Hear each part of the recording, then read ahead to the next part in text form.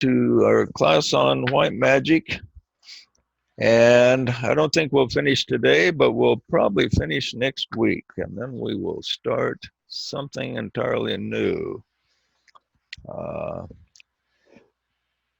this is one of the most thorough classes probably ever given on this subject.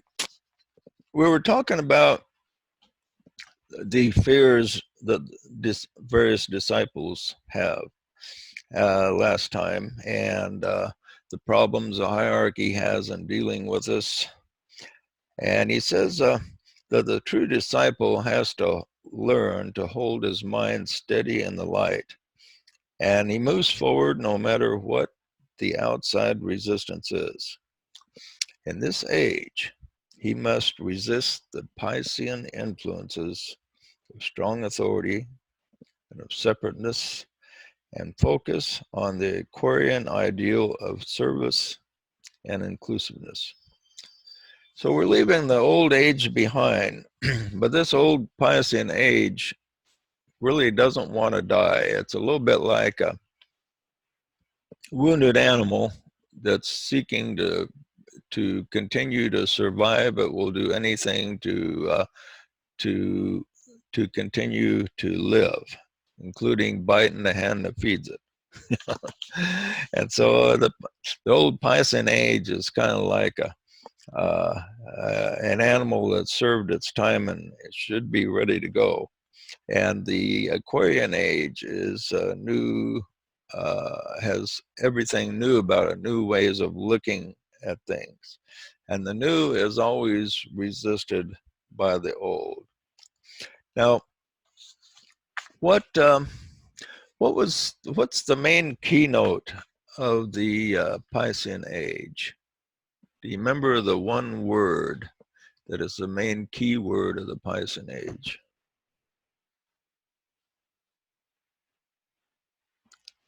Sacrifice. That's right, sacrifice. In other words, this is epitomized by the sacrifice of the Christ on the cross. I mean, he illustrated to us the importance of sacrifice. Now that we're entering the Aquarian age, though, does that mean that sacrifice is now bad? What about sacrifice are we supposed to leave behind? We're supposed to learn the essence of sacrifice, and we always take the good with us. But that which didn't serve our purposes well, we leave behind. So what about sacrifice are we going to leave behind, and what are we going to take with us? Sacrifice for the good of the whole, so that we're not negating our own benefit. Everybody will benefit from sacrifice. Yeah, what Adam, how did they sacrifice like during the Middle Ages in a way that was not helpful? I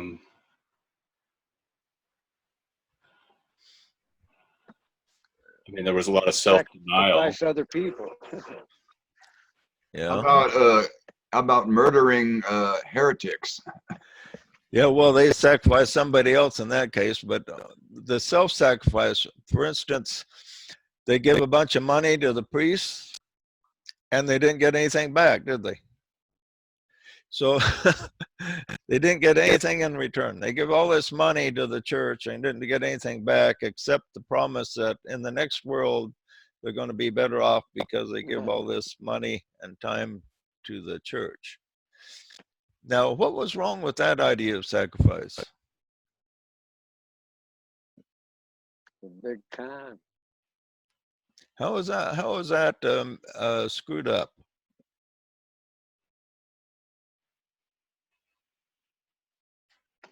Well, they're still doing it for the payment. It was a big con, wasn't it?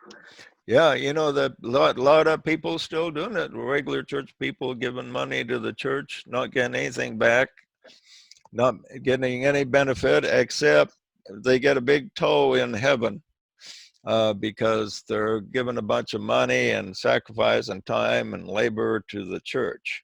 So ultimately, they're just doing it for their own advancement, and not so much for everybody else's. That's part of it, but with true sacrifice, we have to realize that sacrifice is really an illusion.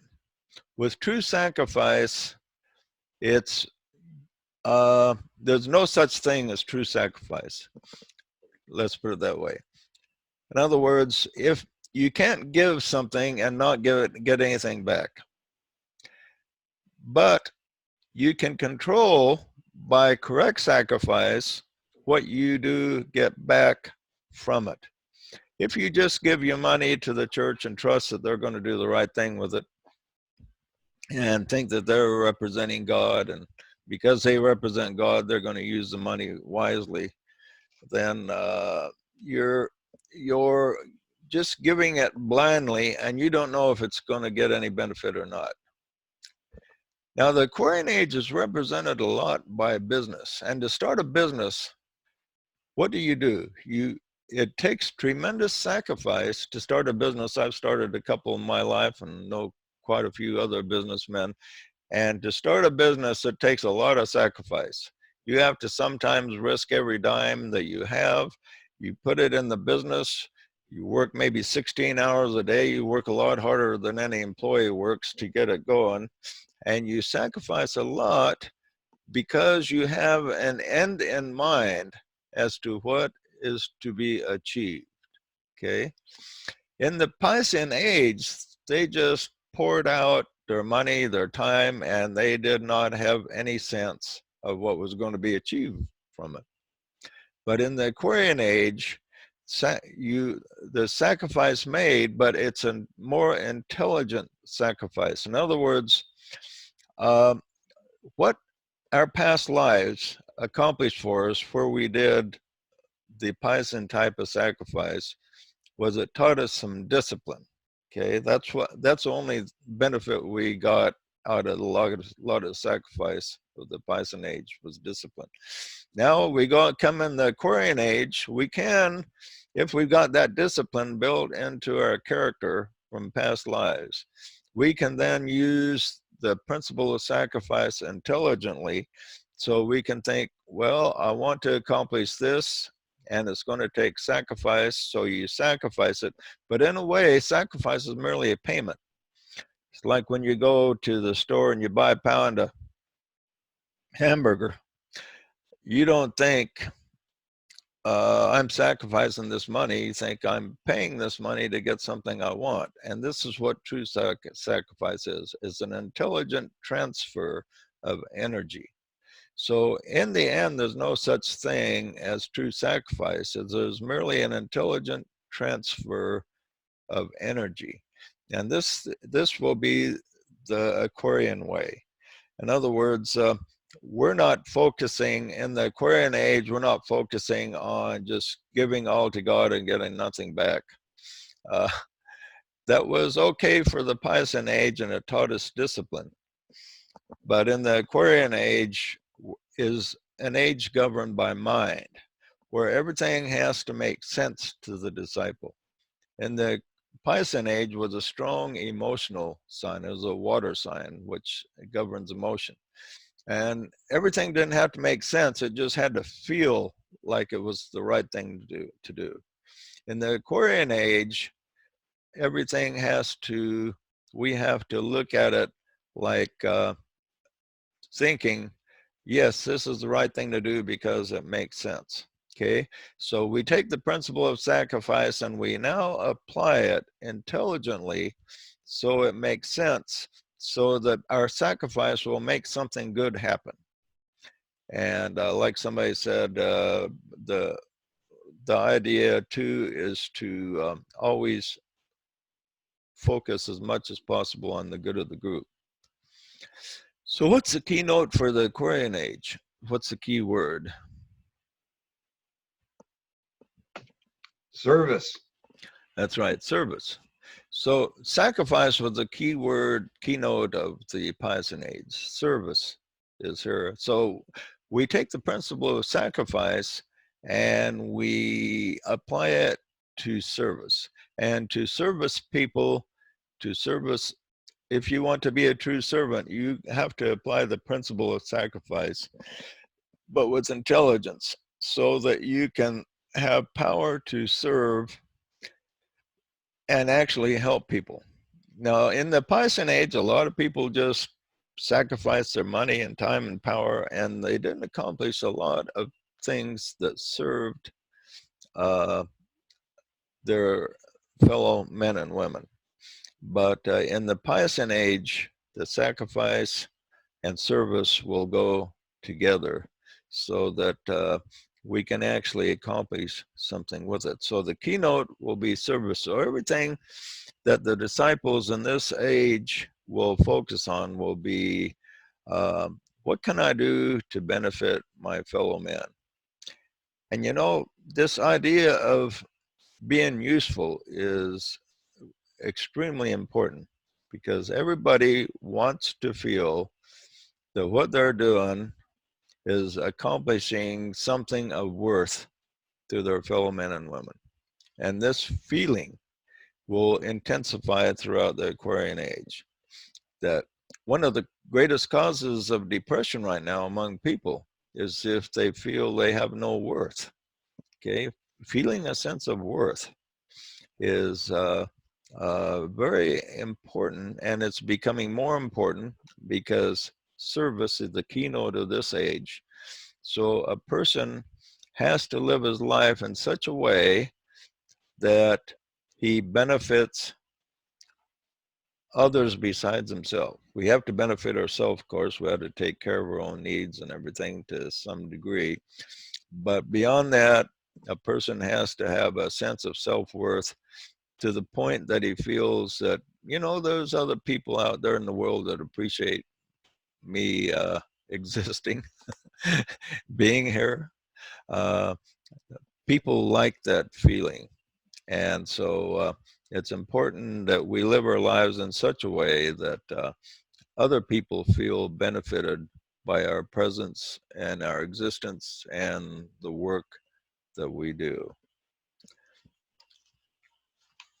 Any comment on that point before we move on?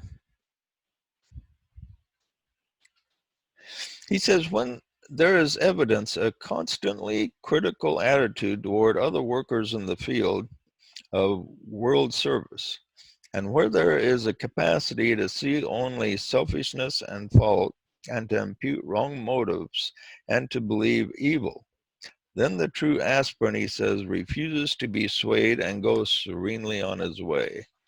And he brings this up, he's brought this up quite a bit in this course on white magic, because to the critical attitude getting in the way of people and disciples. This is one of the biggest obstacles disciples have to overcome, because when they start working together, pretty soon they see faults in each other. If you have any type of relationship that's a close relationship, pretty soon you're going to see personality faults in the other guy. And oftentimes the personality faults are illusion, because it's oftentimes it's just a reflection of something that's in ourselves. And so looking upon the soul and learning to overlook these things is paramount, and probably it may be the most important thing for the disciples to learn, is to learn to focus on their own faults as being more important than the faults of our associates. Our own faults to work on is where we need to focus, and only focus on somebody else's faults if you feel impressed through your own soul. Because every once in a while, a person may be interrupting the group enough that he does require some attention put on him, but 9 times out of 10, the attention needs to be focused more on the individual's own problems than other people's problems.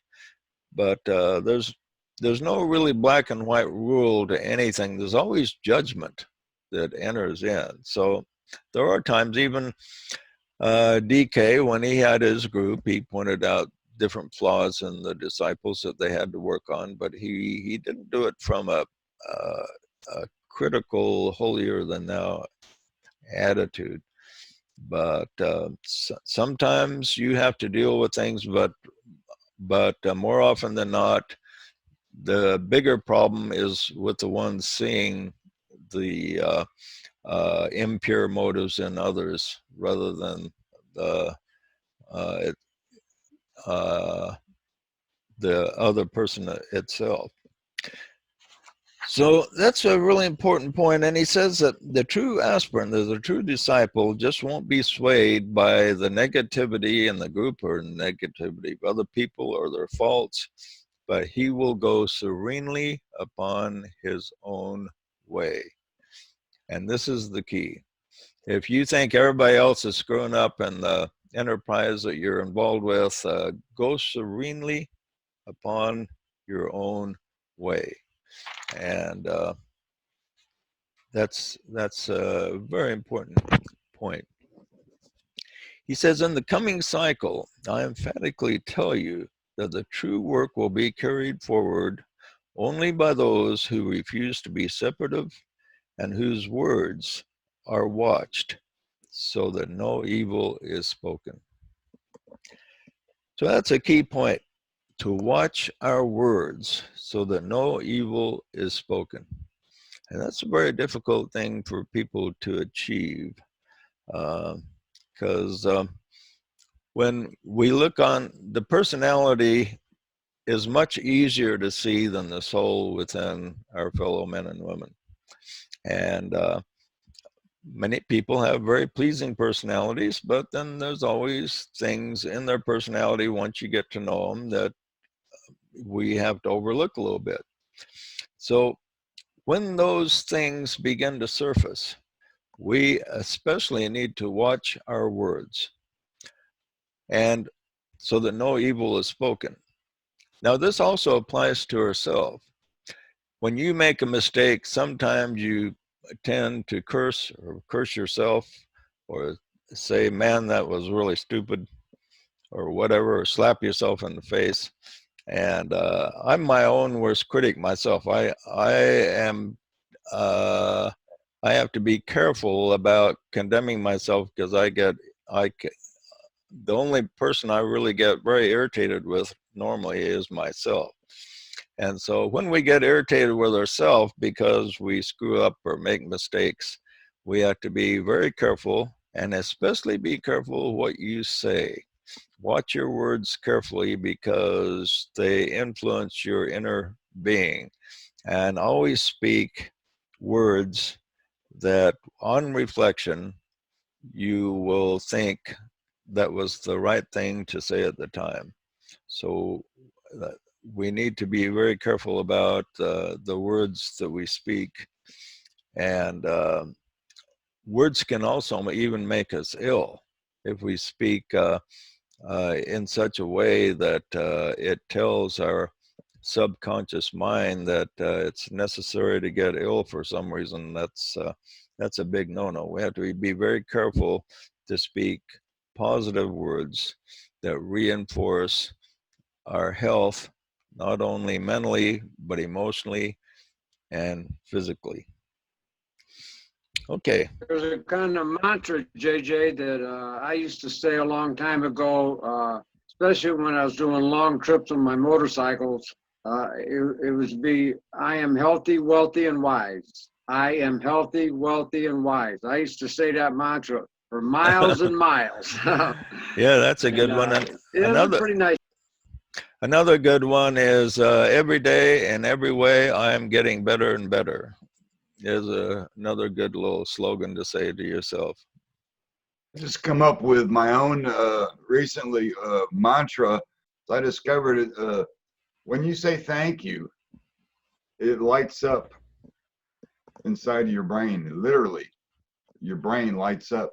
And so I'll just close my eyes and I'll say thank you, thank you, thank you, thank you, thank you, thank you for everything. Thank you for all. It's like just endless number of thank yous, and it produces a kind of a cool feeling. Yeah, I do that quite often. When I sit in silence for a minute, I think of all the things that could be happening that's bad, that's not happening to me. And I think, thank you, God. And I think that sense of appreciation is a very positive thing to happen. Now, another thing you can do is to actually write down your own goals or what you want to say to yourself. Like, I am becoming healthy, wealthy, wise, or whatever you want to say about yourself, and then record it and then play it over and over. And I had one I wrote some time ago. It's about 5 minutes long, and I'd play it sometimes when I was drifting off to sleep.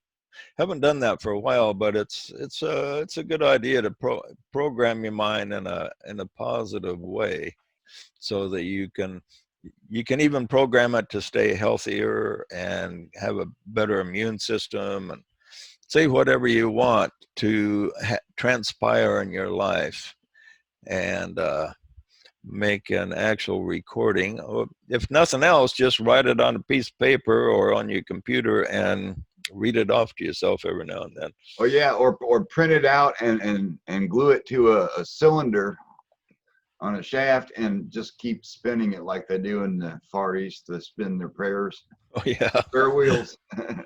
Yeah, that'd be one way. He says, there are workers who see the divine in all and refuse to think evil or impute evil. They work with sealed lips, and they deal not with their brother's affairs, nor reveal that which concerns them.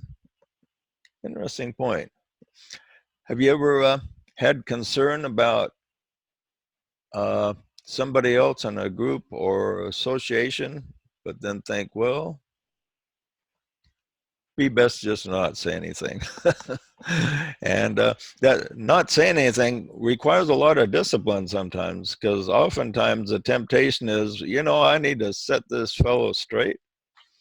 But he says, the true disciple, he says, they deal not with their brother's affairs, nor reveal that which concerns them.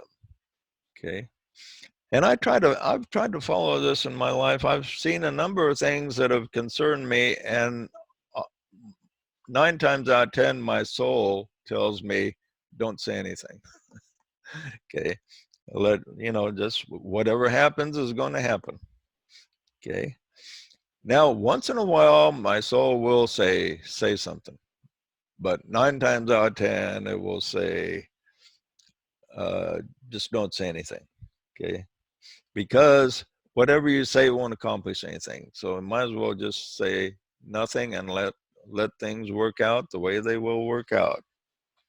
Well, when I was a teenager, I listened to Mrs. G.W. Ballard on the radio, and she used to say, have no criticism and have no opinions about people. Have no criticism and nor any opinions. Yeah. Okay. Well, I don't see anything wrong with having opinions about people, but it's the way you express them is the problem. Like I got opinions about you, Ed. But whatever I say about Ed, I try to say it in a positive way as I can, because he's got a lot of positive features about him, so I might as well focus on them. Well, just say it as it is. Yeah, say it as it is. Yeah, you always want to be honest, whatever, because one of the worst things you can do be is honest, just say it with love. Yeah, one of the worst things you can do is be like the used car salesman to tell you what a wonderful person you are, even though you don't think he's a wonderful person, but you want to sell him the car, So we don't want to be like that unless you are a car salesman, then then maybe. Always look for the plus side, when it comes down to it, that even a very bad person could set a very good example as in what not to do. Right. I learned from my parents a number of things not to do when I was growing up. And So that's important too. Okay, so he says the lives of the disciples are colored by understanding, by love. Their minds are characterized by a trained spiritual perception, and that spiritual awareness which employs a keen intellect as a corollary of a loving spirit. Okay, so a trained spiritual perception, that's an interesting phrase. He uses some interesting phrases in his teachings. So it's trained spiritual perception. So if you're going to perceive things spiritually in the right mode, it's just not going to happen without focused attention. You have to put yourself through training and focus on it. Concentrate on perceiving accurately. Those who don't focus on perceiving accurately will receive according to their bias. This is why two people in a courtroom who saw the same thing will give different testimonies sometimes, as if they saw two different things and they both saw the same thing. So that's because the person who saw incorrectly hasn't put any focus in his life on seeing correctly. We need to, especially, it's hard enough to see physically correctly, but then to see in spiritual correctness is more difficult still. This is why we have all kinds of gurus out there, and they teach all kinds of different things. One will teach one thing that is totally contradictory to the other guy. Somebody is not seeing with trained spiritual perception, and this is what the true disciple must do. These men and women whose mission it is to inaugurate the new age have learned the secret of silence. They're animated ceaselessly by a spirit of inclusive love.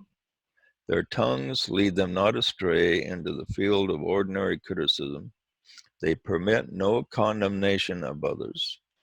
They're animated by a spirit of protection. Okay, and he emphasizes this again, this condemnation of others, and this is the group right here is head and shoulders above many that I have encountered in my life. They're overall a really good batch of people that I don't hear a lot of condemnation of others, a little bit of grumbling every once in a while. But overall, the group is really good at trying to look upon the souls of other members of the group, and I'm proud of you guys for doing that. He says, those who have not achieved this state will gather from their own vibration and often be more successful than the enlightened servant. And I've noticed this too, is that those who are most enlightened seem to have the most difficulty in gathering people together around them, because some of the ones that are most successful, I don't consider that enlightened myself, but I wonder, well, it's amazing that they've been as successful as they have. But he points this out, that that those who haven't achieved this spirit of peace and non-condemnation are often not as successful as those who focus more like on the personality. There are many grades of servants assisting others, and they're all doing a necessary work, even though they all have flaws, and some are at a different level than others. So there's all kinds of different people out there in different groups, and they're all trying to do their best, and some of them, he says, are flawed. The main thing is, if they all, any group that has an intent to focus on the light and do good, DK says, is accomplishing a necessary part in the whole scheme of things. Even though they're flawed, even though they may have a leader with strong ego or whatever, we have there's all kinds of different groups, and there's something for everybody. So if anybody is seeking for higher contact and higher purpose, there's a group out there somewhere that fits his vibration. So each person has to find the group that fits his vibration.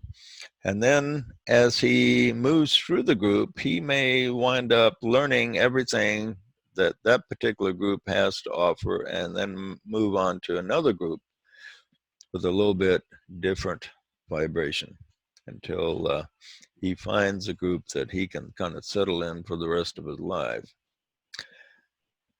Okay, we're finished with that section. The next one will be New Age groups and training. That'll be our last section in the book. Any comments before we move on with that?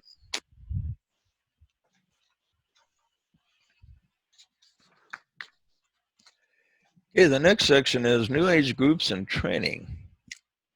He says, to those of us who are working on the inner side, the workers in the world fall into three groups. First, he says, these few and far between are true Aquarians. They work under real difficulties, for their vision is beyond the grasp of the majority, and they meet often a lack of understanding, frequent disappointment in their fellow workers, and much loneliness. This group is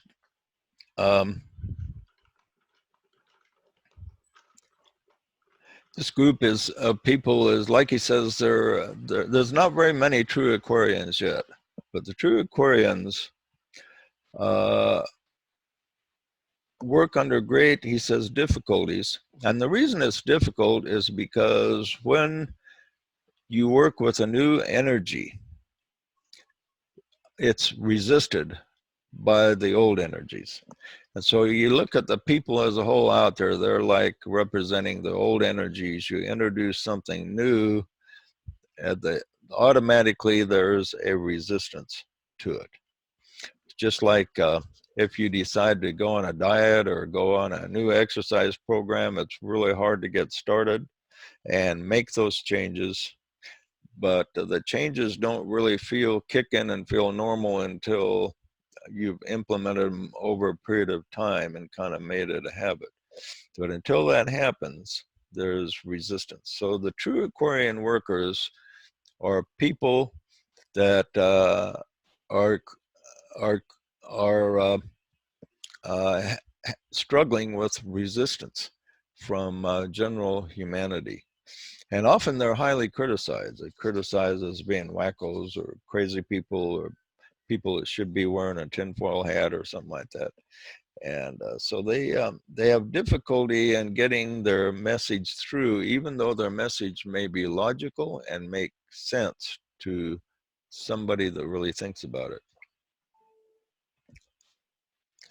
And then the second group, he says, are people that are straight Pisceans. These are people that are still got their consciousness in the Piscean age. And these work with much greater facility and find a much more rapid response from the people around them. You were enjoying your Mother's Day. Their work is... I just wanted to let you know there has been a death in the family, Oh. so I will be leaving for a few days. Oh, okay. Sorry to hear that. Sorry, I thought I was muted. I was talking to somebody else. Oh, okay. Let me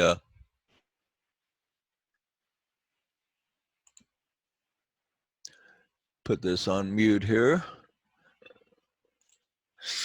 Okay, yeah, we're sorry to hear that, Relina. Okay, so the straight Pisceans, he says they work with more rapid response. They're speaking kind of what the general public thinks is the important things, and also the general seekers. Not only the general public, but the general seeker. Now he's talking about people that are kind of into the spiritual movement. So not everybody in the spiritual movement is Aquarian. Very few of them are, but most of them are still stuck in the Piscean age, and they're the ones that's having the most success according to DK. He says their work is more doctrinal, less inclusive, and colored by the spirit of separation. They include the mass of the world workers in all the various departments of human affairs and welfare. So these are people that kind of have the ideal. They have been maybe taught we're entering the age of Aquarius, and they're not aware that they're still hanging on to the Piscean thought form, and they only include others with the same belief system that they themselves have. If somebody else has a different spiritual or political belief than themselves, then they don't really want to include them. Now, I found this problem on various groups on Facebook. I've been kicked off probably about 8 or 10 different groups for just making some innocent remark that didn't fit in with their thinking.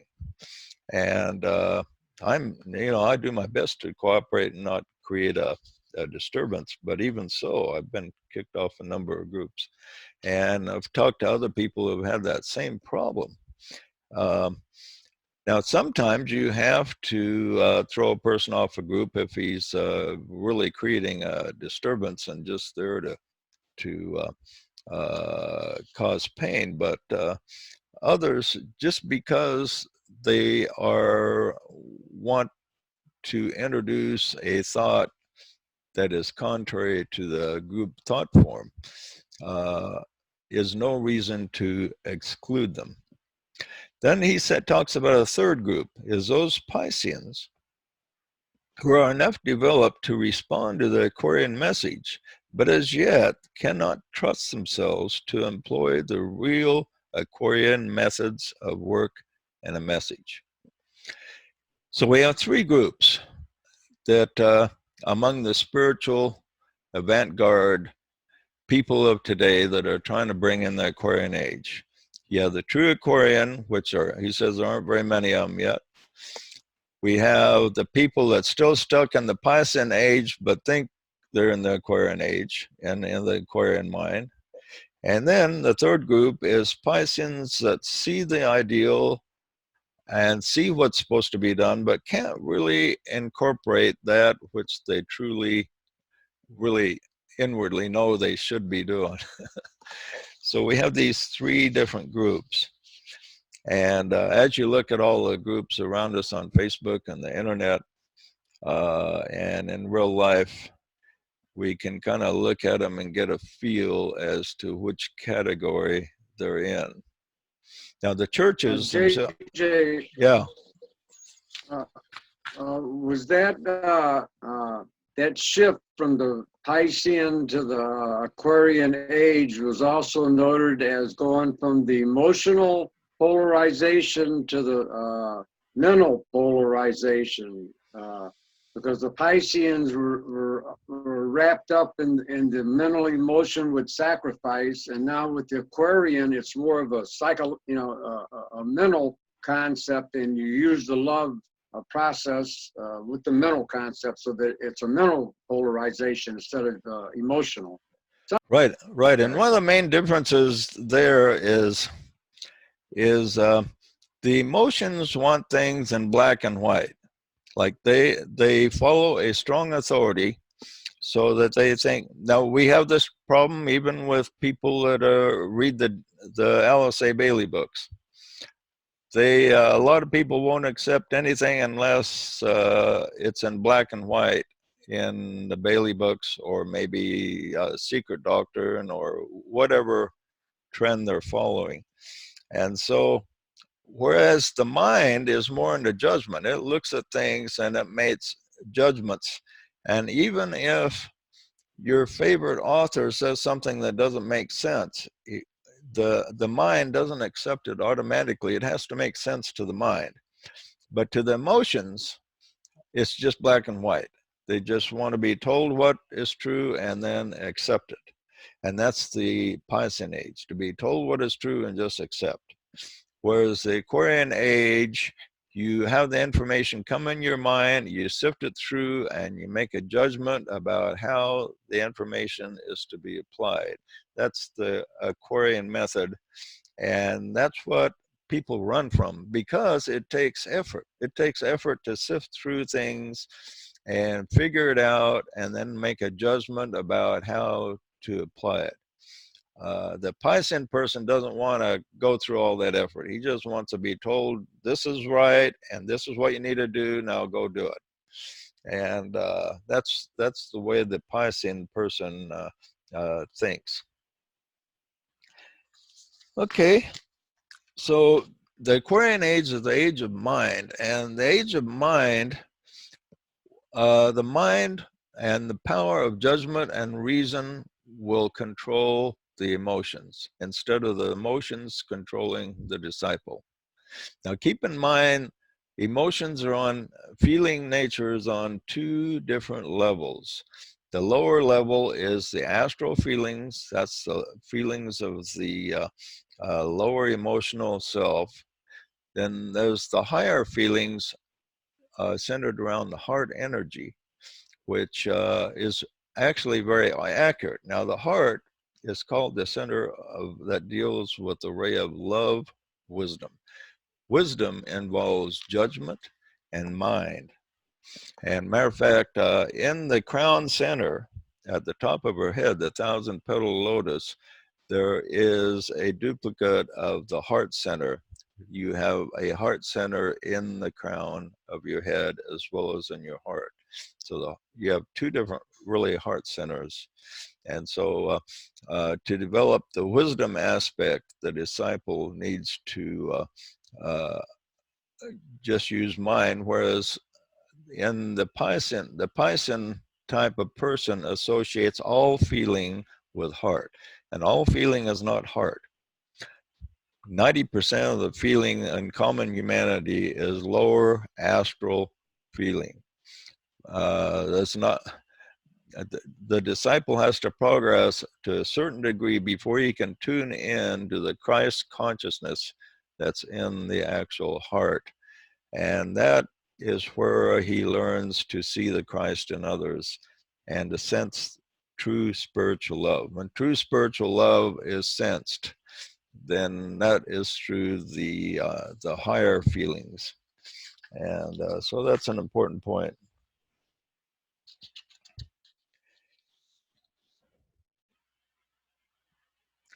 He says the Pisceans, the more advanced Pisceans, have a sense of internationalism and inclusiveness, but do not fully apply it.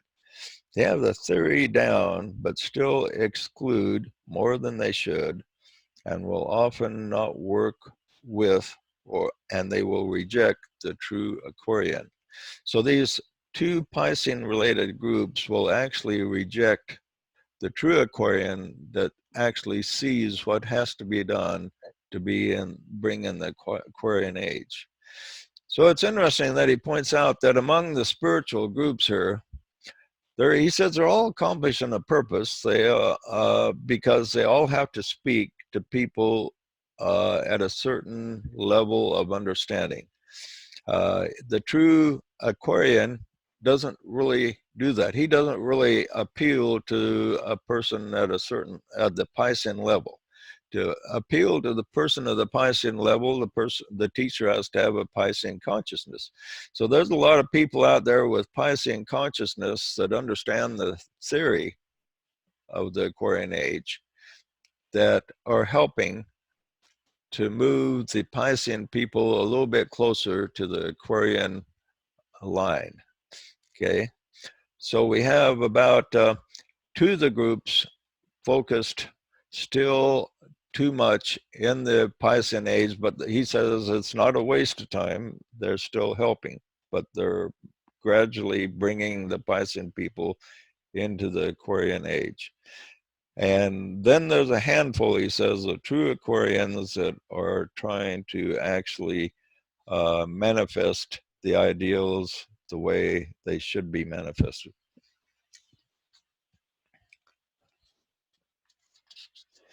He He says a true Aquarian recognizes all three groups and utilizes them as much as possible. This is an interesting statement. The true Aquarian sees these divisions. The Piscean person has a hard time seeing the divisions because they think they're all in the top of the division. They all think they're in the Aquarian category, and he says they're not. And so they don't recognize the three divisions properly. They can't tell a true Aquarian because they think they're the true Aquarians. Okay, so they can't recognize the true Aquarians. Only the true Aquarian can recognize the members of the three groups. And he says, the true Aquarian's first allegiance will be to the guidance from the soul, the masters, and the Aquarian principle. It is helpful, though, to accurately see these three groupings. So, to accurately see these three groupings, so when you look, there's hundreds of groups on Facebook, hundreds of spiritual groups. The churches is really easy to recognize. The churches are all Piscean, pretty much Piscean consciousness in the purest, but they still do a service and are helping people progress spiritually in their own level. And then there's a lot of alternative spiritual groups that are dedicated to bringing in the Aquarian age, and a lot of them are still Piscean related, but they can't see the division. They can't recognize the true Aquarian workers. The higher can recognize the lower, but the lower cannot recognize the higher. That's kind of an eternal principle. He talks about a second great test of the sensitive disciple as being the fear of failure. Now, this is based on past experience. He says for everybody's failed at one time or another, but on the realization of the immediate need and opportunity, and on an acute appreciation of individual limitation and deficiency. So this fear of failure, he says, we've all failed, but we have to ignore the past failures and just focus on what has to be accomplished. This fear is enhanced, he says, by a low vitality of the individual and the race as a whole. The race as a whole is interesting, and we can kind of see this as this, we're in the middle of this pandemic right now with the virus, and the whole race, the vitality of the whole race is right now affected, of the whole human race. The whole human race is affected. You can sense the vitality of the whole human race right now is at a lower point than normal. And so he says, disciples will be affected by the vitality of the human race as a whole. And so when this pandemic is over, it'll help us have a surge of vitality for the workers in the light. Now, in the meantime, we have to make sure our own vitality is kept at a high point. And even though others are having problems, the individual disciple can do a lot to ensure that his own vitality is high. And the principle of energy following thought is important to point out here, because if your thought is focused in the right direction, you will bring more vital energy and prana into your own being to keep your health in good shape. Disciples sense the plan and their divinity, and they have a fear of living up to the ideal. This keeps a lot of people from doing what they should, or performing to their maximum and being the highest possible servant. Is they have this fear that they're not good enough, or they don't have enough talent or enough ability. The thing is when you plunge forward and you actually try to do something, that will give you more power to enhance your ability than anything else. A lot more than just focusing on the theory. It is, however, he says, a serious waste of time for the disciple to ponder upon the fear of failure. There's no such thing as failure in the long run. He says, there can only be a loss of time. That's an interesting statement. There can only be a loss of time. So he says there's no such thing as failure. There's only such thing as losing time. And so if you're going on a trip and you take a side road by accident, you lost a little bit of time, but you backtrack and you still get there. You lost maybe half hour because you took the wrong turn, but you still get there just as much as anybody else that got there without taking a detour. So there's no such thing as failure. Just some people take more time to reach the goal than other people. But we learn from our failures, and a lesson learned by failure acts as a safeguard for the future.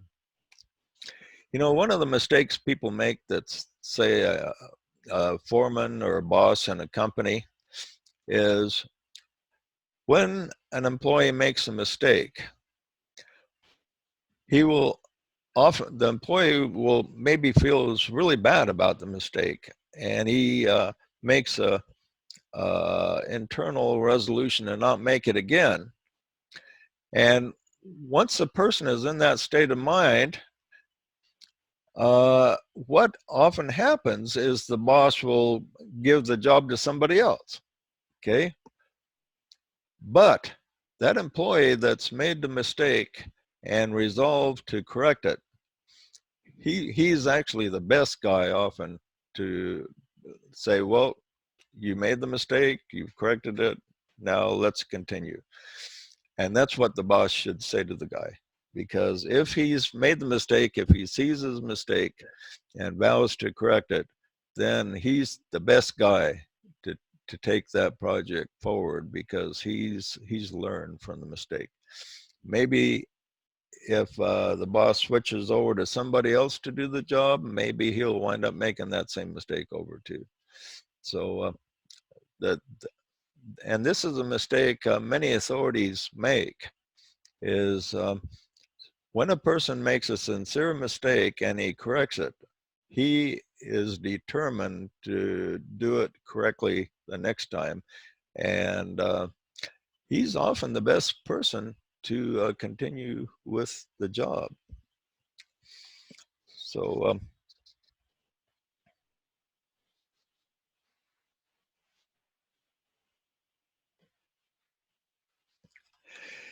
it's only a matter of time before the honest disciple succeeds, and even a lifetime is a small moment in the life of the soul. So if you've reached the end of your life and you don't feel like you've accomplished a goal, he says, don't worry about it. If you've done your best, he said, you learned some lessons, and even a lifetime is a small moment in the life of the soul. So as we reach the end of our lives, we probably learned more than we think we have learned, and we can often take that to the next life and have that next life be very successful. He offers us a paradox to work with the earnestness and take things seriously, but not too seriously and not too earnestly. Develop a sense of humor, lightness, and proportion. So he says he presents a paradox. Take things seriously, but not seriously. So what do you think he means by that? How do you be serious and not serious at the same time? It's just, maybe you should enjoy life. Yeah. That's what it's about. Right. Learn the secrets of it and enjoy it. This talking about serving reminds me, for some reason, of surfing, because I think Eric and we have a monthly surfing contest in Second Life, and we call it the Rad Daddy contest. And I point out each month to the contestants, you don't have to be the best surfer to win this contest.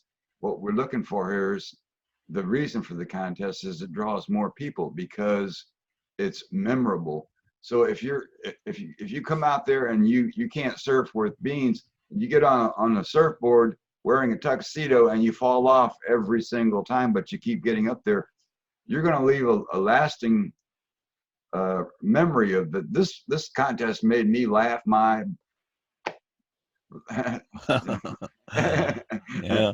and it's like, those are the people, you know, because the people that are there at the event, they're the ones that vote on this contest. So the key is, whatever you do, consider yourself part of the show and be a memorable part of it. And then if people remember that, oh yeah, he had me laughing my tail off, you know, they're going to vote for you. Yeah. And it doesn't have to be because you're the best surfer. You could be the best rodeo clown. Yeah, and whatever you do, you should have a certain amount of fun and lightness about doing it. So, like even during World War II, Winston Churchill cracked some of his funniest lines in the most serious of situations. I remember one time he entered a facility where a bunch of people were drinking beer, and everyone was starting to hide their beers because they thought Churchill would really criticize them for drinking on the job. And Churchill kind of noticed this was happening, and first thing he said, he says, you know what the problem is right here, right now? He says, we don't have any beer. So he had everybody drink all the beer they wanted while he was there.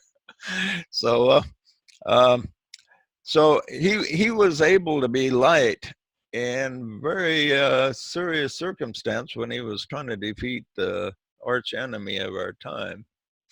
And so we have to be a little bit like that in the fact that we recognize the serious. Now, Churchill recognized the seriousness of what he was engaged in, but that didn't stop him from cracking a joke or being lighthearted every now and then. And this is what we have to do is, and this is a problem many disciples have, is they're just serious all the time. You know, this is serious work, ladies and gentlemen. And so we need to tackle this with extreme seriousness and reverence. Okay? But what the disciple needs to do is recognize the importance of the spiritual work, but then when he applies it, have a little bit of lightness and levity and sense of humor as he proceeds. So the Tibetan calls this a paradox, because they want you to be serious but not serious. And so he says, one of the important differences between the Brotherhood of Light and the Dark Brothers is a sense of humor. The Brotherhood of Light had a sense of humor, and the Dark Brothers not so much. Yeah. Have you ever heard Hitler tell a good joke? you don't have you studied the Nazis? You don't see much to laugh at there, do you? But you know, you study the other side, like Winston Churchill's life. There's a lot of quotes of him saying some really clever, funny things, and so he had a lightness about him, exemplifying the Brotherhood of Light. And Hitler had he was always very serious. There was up to very serious business in his mind all the time. And so we want to always have that lightness about us, and take the time to have a little lightness and a little entertainment. Always have a few minutes dedicated to do something you really enjoy each day, that may be totally frivolous. Maybe some type of frivolous show that you like. Maybe some type of frivolous food to eat. Just go a little bit crazy on the frivolous side once in a while, yet maintain your serious purpose behind the scenes in connection with your soul at all times. Never let that go. Okay, any comments or questions before we sign off? Well, I don't take my personal self seriously, but I do have a serious sense of spiritual reverence. Yeah.